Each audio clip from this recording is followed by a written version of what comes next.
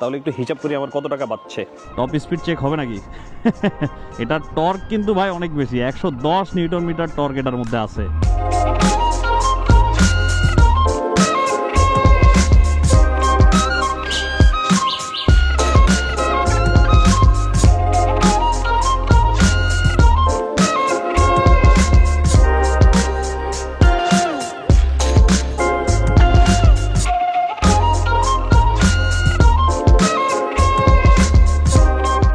এখন দিনের বাসে হচ্ছে 11:30, সূর্যটা মোটামুটি মাথার উপরে, তারপরেও গরম লাগতেছে না।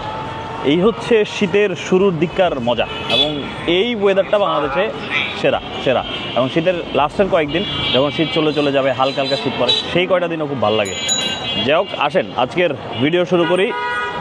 চলো ওদের আসসালামু আলাইকুম, this is Saifullah Sunny, welcome to Sunnygiri, hope you guys are doing fine. So bros, কাহিনী যেটা হয়েছে, একেবারে রেগুলার বেসিসে আমার ইলেকট্রিক স্কুটার যেটা রেবর, সেটা নিয়ে আমার ঢাকা শহরে কমিউট করা হচ্ছে।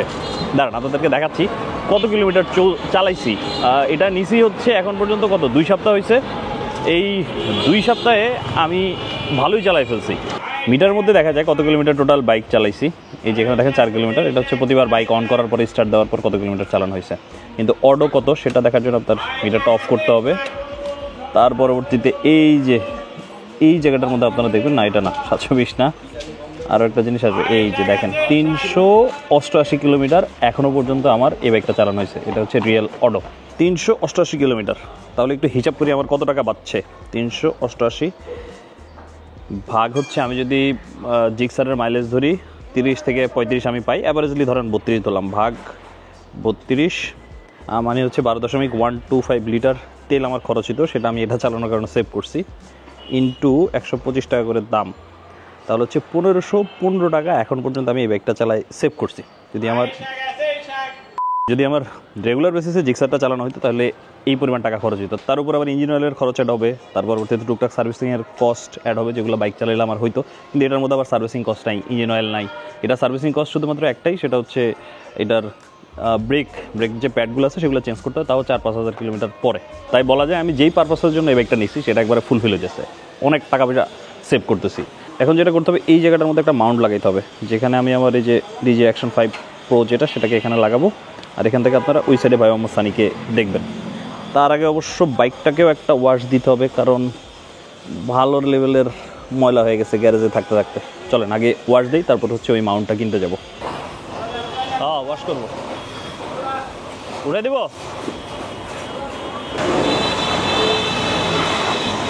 এই প্রেসারে আমরা মোটরসাইকেল ওয়াশ করি, কিন্তু এটা তো ইলেকট্রিক। এই প্রেসারে কি এটাকে ওয়াশ করানো ঠিক হবে? বাইকটা ফুল প্রেসারে সাধারণ বাইকের মধ্যেই পানি দিয়ে ওয়াশ করতে পারবে, কোনো ধরনের সমস্যা নেই। মানে একটা কনসার্ন থাকে আর কি, যে ব্যাটারির ভিতরে পানি টানি ঢুকে যায় কিনা, যেহেতু ইলেকট্রিক বাইক। কোথাও কোনো ধরনের পানি ঢুকবে না, সবকিছুই সিল করা আছে।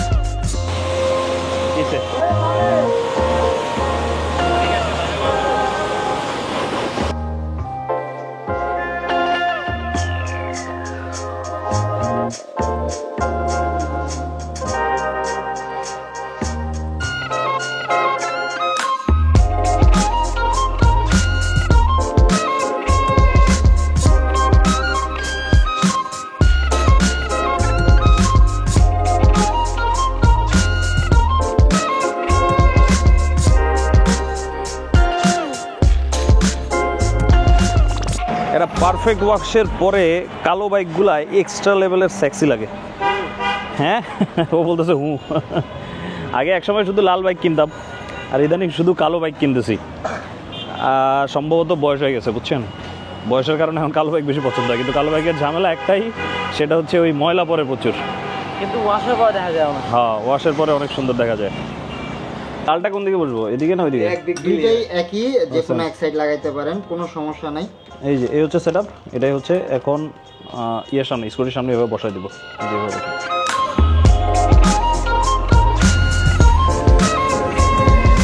প্লিজ ভাই, আমার ইলেকট্রিক স্কুটারের স্বাদ নিবে। দেন একটা ভাই, ব্রেক ধরলে কিন্তু পাওয়ার কাট হয়ে যাবে, বুঝছেন? মানে ব্রেকে চাপ থাকলে আপনার থ্রটল কাজ করবে না। হ্যাঁ, স্টার্ট হয়ে গেছে, একটাই রেডি লেখা আসছে, রেডি। হ্যাঁ ঠিক আছে, তাহলে পিছান।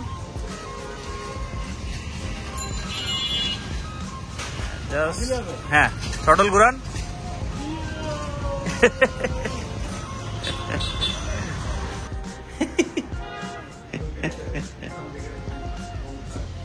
আমি মনে হয়েছি সোফাতে বসছি দিছি শাইন ওরে সফট রে ভাই সেই সফট আপনার ভার দিতে পারছে এটাই বেশি ভালো লাগছে ভাই ব্রাদার যাদের সাথে দেখা হয়, ভাই ব্রাদাররা সবাই মোটামুটি আমার এই স্কুটার নিয়ে ভালো রকমের বিনোদন নেয় এবং কিউট জিনিস ভাই রাইড করে মজা পায়, যেটা এক্সপেক্ট করে না সেই জিনিসটা পেয়ে যায় আর কি।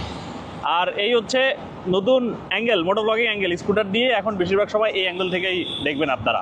চার্জ লেভেল চলে আসছে 45%-এ। আমার আজকে দিনে আরও অনেক চালাইতে হবে, আমাকে যেতে হবে হচ্ছে বসুন্ধরার দিকে, বসুন্ধরা আবাসিকের দিকে। মিরপুর থেকে বসুন্ধরা আবাসিক বহুত দূর, তাই এখন গিয়ে এটাকে আবার চার্জে বসাইতে হবে 100% করে, তারপরে বের হবো।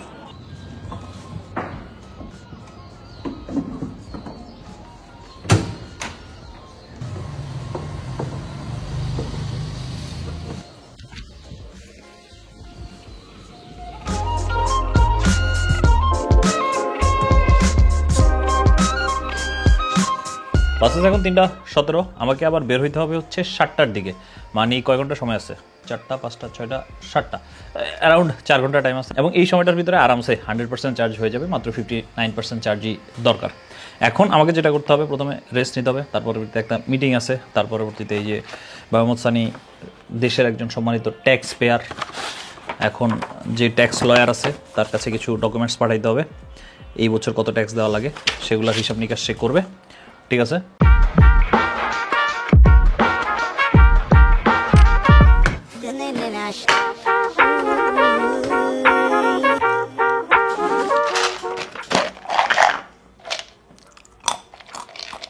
এই জার্সিটা নতুন নেওয়া হয়েছে, এটা হচ্ছে সম্ভবত ম্যানচেস্টার ইউনাইটেডের।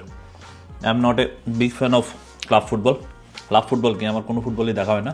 বিশ্বকাপে যদি আর্জেন্টিনা ম্যাচ থাকে তখন দেখা হয়। আর ক্লাব ফুটবল লাস্ট ম্যাচ দেখছিলাম কবে, 17 বা 18-তে, এল ক্লাসিকো, যখন হচ্ছে মেসি রোনাল্ডো দুজনই খেলছিল। এর পরবর্তীতে আর কোনো দিন মনে হয় না, এর আগে পরে কোনো দিনই আমি দেখিনি।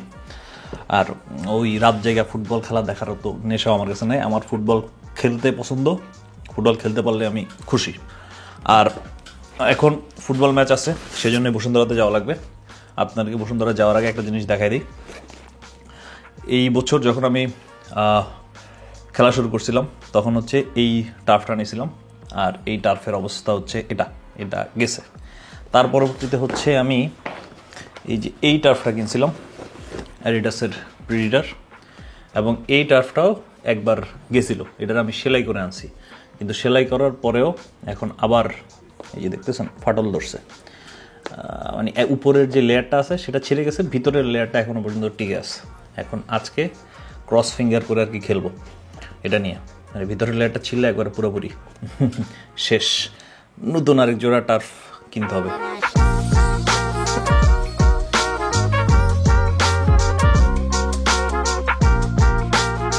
আমি চালাচ্ছি এখন 2 নম্বর মোডে। 2 নম্বর মোডে ম্যাক্স স্পিড এই যে 51 পর্যন্তই, এর বেশি আর উঠবে না। ও 52 উঠছে, সাব্বাস জোস। 3 নম্বর মোড দিলে আরও বেশি স্পিড উঠবে, কিন্তু এই মোডগুলোতে অনেক বেশি পাওয়ার লস হয়, খুব তাড়াতাড়ি চার্জ চলে যাবে। আজকে আমাকে অনেক দূর চালাইতে হবে, 300 ফিট দিয়ে ঘুরে 2 নম্বর যে ওভারপাসটা আছে, ওভারপাসটা ঘুরে তারপর হচ্ছে ইয়ার ভিতরে ঢুকবো আমি, বসুন্ধরা আবাসিকের ভিতর হয়ে তারপরে জ্যাফের দিকে যাব। মানে অনেক কিলোমিটারই চালাতে হবে। আর আপনারা আমাকে কয়েকজন মেলও করছেন যে ভাই এই বাইকটা কি এখনই আমরা নিব কি না। ব্রো, আমি বলবো যে আপনি ওয়েট ফর ফিউ ডেজ। আমি এটা আরও কিছুদিন চালাই, একটু 1000 কিলোমিটার 1200 কিলোমিটার চালাই, তারপরে আমার কিছু এক্সপিরিয়েন্স হোক, সেই এক্সপিরিয়েন্সটা আমি আপনাদের সাথে শেয়ার করব। And I will suggest you to wait for my review. আর আরেকটা জিনিস, এখনও পর্যন্ত কিন্তু এই বাইকটা রেজিস্ট্রেশন দেওয়া শুরু হয় নাই, আরও সম্ভবত 1 মাস লাগবে। 1 মাস পরে এটা রেজিস্ট্রেশন দেওয়া শুরু হবে। আপনার যদি এখন কিনেন তাহলে নিজ দায়িত্বে কিনেন, নিজ দায়িত্বেই চালান। ওই দেখো উল্টা পথ দিয়ে ঢুকাই দিছে রে। এরকম হাইওয়ের মতো জায়গাতে উল্টা পথ দিয়ে ঢুকানোর মানুষের কমন সেন্স কেমনে হয়। আর এই জায়গাটাতে আমি একটু কেমন জানি রিস্ক মনে হইতেছে, কারণ আমার বাইকের পাওয়ার কম। এখানে যেটা করতে হবে, আমাকে বাঁ সাইড দিয়েই চালাইতে হবে, প্লাস একটু পাওয়ারটা বাড়াইতে হবে। দেখি +2-তে নিয়ে যাই। হ্যাঁ, একটু পাওয়ার থাকলে কনফিডেন্স পাবো। আর এতদিনের রাইডিংয়ের মধ্যে আমি আজকেই এটাকে সর্বোচ্চ ডিস্টেন্সে নিয়ে যাচ্ছি। আজকে আমার বেশি কিলোমিটার যাওয়া এবং বেশি কিলোমিটার আসা হবে। অ্যান্ড রোজ, ওয়েলকাম টু 300 ফিটার এক্সপ্রেসওয়ে। আমার ইলেকট্রিক স্কুটার নিয়ে প্রথমবারের মতো এক্সপ্রেসওয়েতে উঠলাম, এবং যেটা অ্যাজ ইউজুয়াল ফিল হইতেছে সবার পাওয়ার আমার থেকে অনেক বেশি। আমাকে যেটা করতে হবে, পাওয়ার বাড়াইতে হবে। বাড়াই আমরা পাওয়ার একবারে 3 নম্বর মোড, মানে হচ্ছে সর্বোচ্চ পাওয়ার দিয়ে দিছি। টপ স্পিড চেক হবে নাকি? এটার টর্ক কিন্তু ভাই অনেক বেশি, 110 নিউটন মিটার টর্ক এটার মধ্যে আছে। ইলেকট্রিকের টর্কের হিসাবটা যেটা দিয়ে হয় সেটা হচ্ছে ওয়াট একটা জিনিস থাকে। ইলেকট্রিক বাইকের জিনিসটাই যেহেতু ডিরেক্ট ওয়াট থেকেই হয়, যার কারণে এইখানে টর্কের নাম্বারটা বেশি। অতটুকু শক্তি না পেলেও নাম্বারটা অনেক বেশি থাকে। সেই কারণে বাইকের টর্কের সাথে এটার টর্ক আসলে মিলালে চলবে না। আসেন আমরা টপ স্পিড দেখি কত ওঠে। এই যে 61 উঠছে। কোম্পানি থেকে ক্লেম করা হয়েছিল যে 50 বা 55 কিলোমিটার এটা টপ স্পিড, কিন্তু এটা থেকে আমরা যে 61 কিলোমিটার আর একটু পুল করলে আর হয়তো উঠবে, 62 কিলোমিটার উঠবে। কিন্তু ভাই যে হারে চার্জ খাচ্ছে, আমি এটা লো পাওয়ারে চালাইতে হবে ভাই। আমি আস্তে আস্তে চালাই, আবার আমার ফিরে বাসায় যাইতে হবে নাকি। 22 আমি শুরু করছিলাম হচ্ছে 402-তে, 20 কিলোমিটার 30% চার্জে যাওয়ার পথে এরকম 20 কিলোমিটারই পাড়ি দিতে হবে। অনেক ভাই, সমস্যা নেই, বাসায় যাওয়া যাবে আরামসে। চলেন আমরা খেলতে যাই। কি অবস্থা তাইব সাহেব?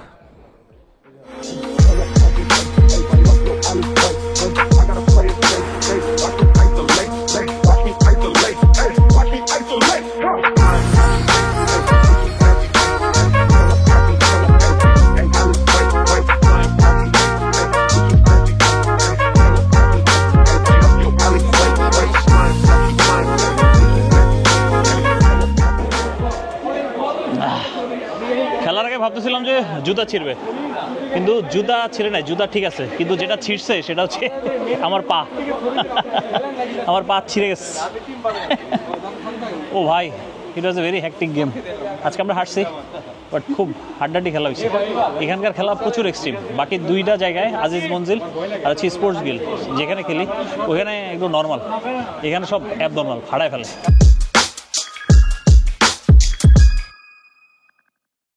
Base curve,